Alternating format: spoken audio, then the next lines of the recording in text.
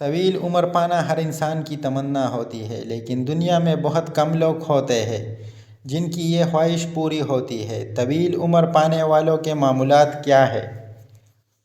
یہ سوال بہت سے عام وحاص اور مذہبی لوگوں سے پوچھا۔ کسی ایسے شخص کو کم عمری میں مرتے دیکھا جو 5 وقت نماز کے لیے مسجد جاتا اور تہجد گزارتا؟ اس سوال پر حیرت زدہ رہ جاتے، کیونکہ کسی نے بھی ایسے شخص کو کم عمری میں مرتے نہیں دیکھا تھا۔ پیدل چلنے والوں کو اکثر طویل عمر پاتے دیکھا۔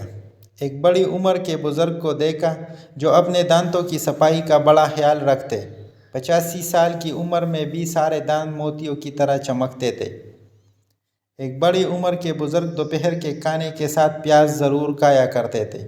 ایک بڑی عمر کے بزرگ ہر کھانے کے ساتھ گڑ کھاتے تھے۔ ایک بڑی عمر کے بزرگ گرم پانی سے نہایا کرتے تھے۔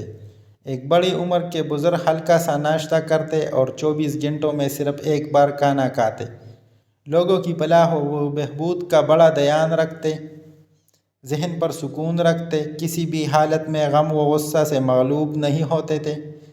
کسی شخص نے جارج برنارڈو شاء سے کہا، طویل عمر پانے کا راز کیا ہے؟ تو اس نے جواب دیا کہ میں ہمیشہ سر ٹھنڈا اور پیر گرم رکھتا ہوں۔